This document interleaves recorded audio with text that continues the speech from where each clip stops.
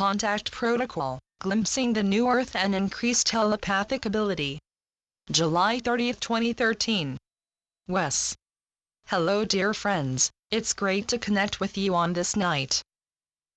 The Pleiadian High Council. We are overjoyed to connect with you and with every dear soul absorbing this communication. Thank you, dearest Wesley, for connecting with us and choosing to bring our energies and impressions through. Wes. It's my honor, dear friends. Now, I've been given personal sightings of ships that I believe to be of your origin, but that may be of another higher dimensional race. Regardless of the origins of the ships, I've seen them before after making a telepathic request to. Because of my own experiences, I'm wondering about the extent to which you make personal contacts, and if those contacts will be picking up throughout the rest of this year. The Pleiadian High Council. Quite a question, dear heart. We'll be happy to let you know of the personal contacts we've been making, and of our plans in making them in your future. Giving requested sightings. We have indeed contacted numerous souls who've filmed the sightings they've been given or who've made personal requests in their minds and hearts to be shown our ships, but this doesn't mean we're able to instantly expose ourselves if any soul makes the request. We're indeed able to expose ourselves and give sightings to the public and to awakened individuals who make such requests in their minds and hearts, but we can only do so if we follow a quite strict set of perimeters and what you would refer to as rules. With the majority of our sightings, we seek not to overwhelm and we seek to allow the doubt factor to exist in those who would employ it. We don't feel ill when earthly souls deny our presence, but rather, we understand that some are more comfortable with being able to deny what they see or label it as something understandable and not of another world or of a higher consciousness or intelligence. Some souls are comfortable doubting us and our existence, and it's for this reason that many of the sightings we give are given to individuals or small groups. If an awakening soul makes a request to see us during a time of the night when we know the majority of earthly souls to be out, and indeed, souls are out in your world in every moment, we may be unable to expose ourselves in that moment, as we seek to not to overwhelm those who'd potentially see us. Your sky is very big, dear souls, and what you see in your sky is being seen by thousands of other people. It's for this reason that some requests to witness our ships ultimately don't come about, though we dearly wish we could show ourselves to each of you in every moment you seek us. Seeking validation. Another factor involved in our giving of personal sightings is the reason an earthly soul would ask for such sightings. If an awakening soul asks to see us because they wish for a direct validation of what they feel and know or because they're waning in faith and seek an external validation, we cannot always show ourselves. We seek not to have you fixate yourselves too much on us or our existence specifically, as while it's indeed an important subject, there's so very much more for you dear souls to discover and understand that you haven't been told. Actively fixating oneself on just one facet of your future because one's given a very real validation of that facet, could be considered a distortion.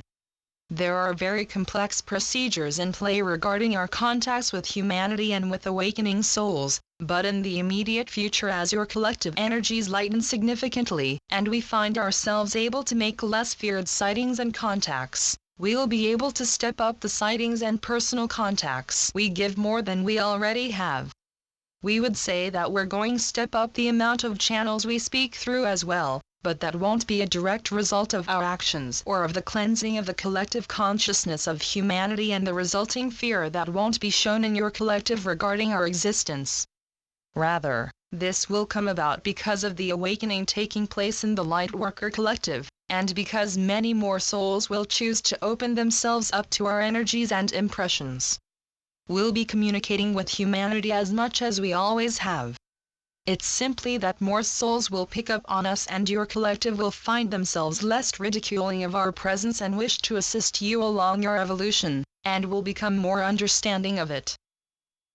Contact perimeters shrink as the collective awakens.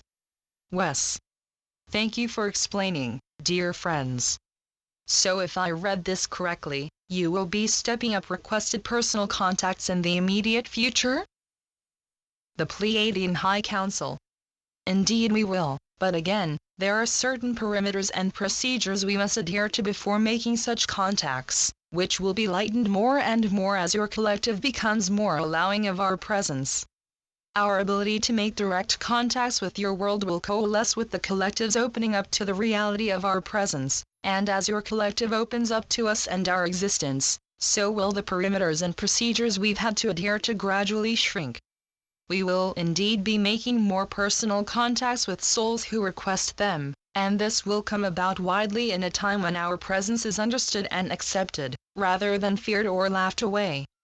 We speak of a time when your collective will have opened up to our presence, and will be accepting of what we have to offer and the assistance we wish to give. When your collective is opened up to us, we'll be able to expose our presence to any soul who wishes for a personal contact. In this very moment, however, we're still unable to make bold contacts without following a set of procedures and guidelines regarding such contacts, and without making the contacts just right in the amount of exposure they're given to other earthly souls who may not be as comfortable seeing the phenomenon that is our ships in your skies, as an awakening earthly soul who requests such a sighting. Wes. I see. Thank you so very much, dear friends. And you say that the number of earthly conduits for your energies will increase as well?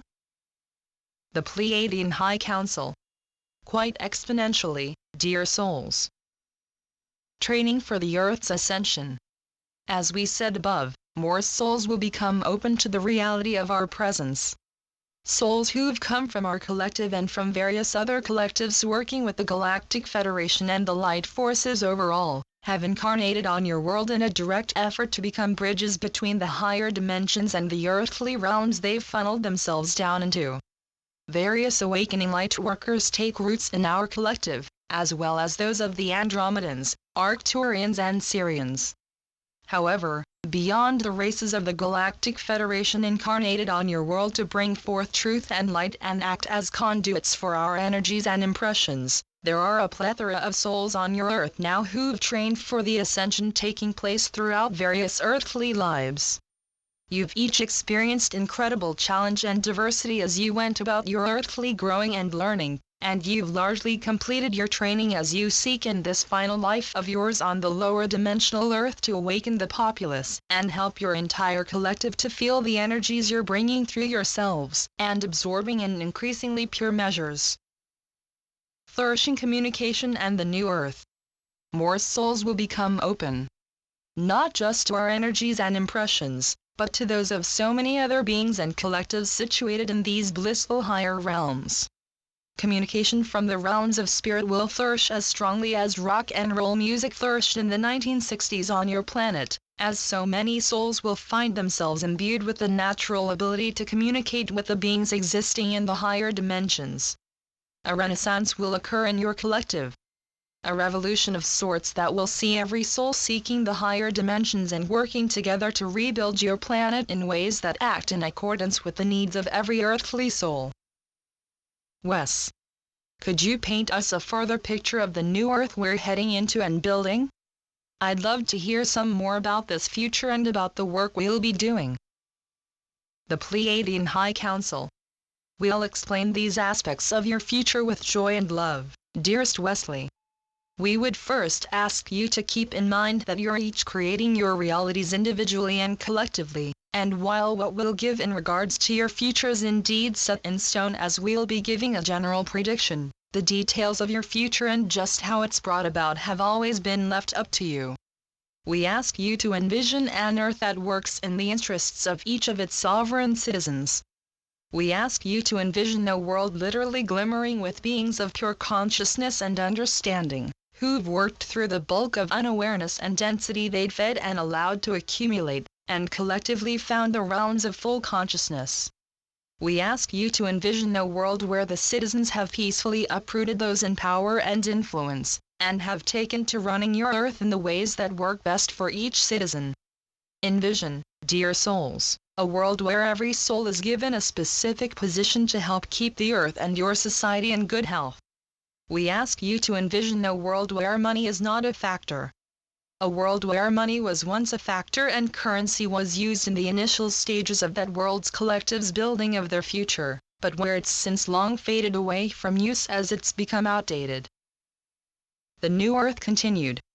Envision a galactic Earth with advanced technologies shared all around, and engineered crystal buildings that give off soothing energy that's so very pure in structure. Envision an Earth where all the resources are shared by all, as there's more than enough to go around. We ask for you to imagine separation being a thing of the past, in every single way, as this is the future you're heading into. Again, this is the general future that'll accompany the Earth you're building, but we rely largely on you all to build this future and to get your collective to the time we speak of. We know and can feel in our hearts that you can do it, and you've always been meant to. The Ascension Plan has detailed those of you on the front lines of awakening the collective and uplifting the planet, doing just that. While those of you who've contributed much to the Earth's ascension already will continue to contribute much, your contribution will be seen as just as valuable and needed as that of every earthly soul who'll come to find their own specific ability and use such ability for the restoration of your planet. Every earthly soul will be involved in building the utopia we're confident in your ability to build. Not one soul will be excluded, as you'll all find yourselves and your actions quite needed. Wes. Thank you for your explanation, dear friends. This is all very wonderful indeed. I'm going to let you speak uninterrupted for a small time before wrapping up this message. The Pleiadian High Council. We'll be happy to speak and continue to offer our energies for as long as you feel appropriate, dearest scribe. Telepathy, the main form of higher dimensional communication. We so enjoy directly interacting with you, and in the time ahead when your ability and that of every other channel actively involved in bringing our energies through will have expanded, we'll be able to speak to humanity very, very directly. Not just through scribes but in person as well. We say this in this manner because we'll be able to be with you directly on your world, and at the same time, we could come through channels still if we wished and speak to you directly. The telepathic abilities of each of you will grow much stronger than they are now in the immediate time ahead, as telepathy will become the main form of communication once you reach a certain precedent along your growth. You'll largely grow out of the near-ancient method of speaking and attempting to communicate and convey things that simply cannot be expressed with earthly language, and you'll find yourselves vastly uninhibited in your ability to express yourselves. You're going to enjoy expressing yourselves so very much when doing so from a telepathic perspective, as you're able to express so much more than simple words, sentences and phrases. Each bit of insight we give you comes about as a result of our scribe's mental interpretation of the impressions we're giving, and while we're indeed answering his questions and giving specific and requested information, for the most part what we give arrives with and is a result of our energies. There's so very much we could say and so very much we choose to express as our energies are absorbed, but as long as our energies are absorbed and felt, the communications coming with them can be interpreted in any way. The learning process. It's all part of the learning process on the part of those of you opening up to our communications, and you're coming to find yourselves able to bring us through in much purer ways as you respond to the energies you're being delivered in every moment. As we make our final impressions for this communication, we thank our scribe and those of you who willingly attuned to our energies and absorbed this communication. As we mentioned in our previous communication with the dear Ascended Masters, our energies will now be left to linger in the minds and hearts of each of you, who can take the lingering remnants you're feeling and find an unbridled connection with us. It's always been your right and your destiny to return to the realms of spirit and make real contact with us beings in the higher dimensions, and you're finding yourselves now able to with the grace and ease of our Creator, who loves and cares for you all deeply. Wes. Thank you to the Pleiadian High Council. wesanak.com. AquariusParadigm.com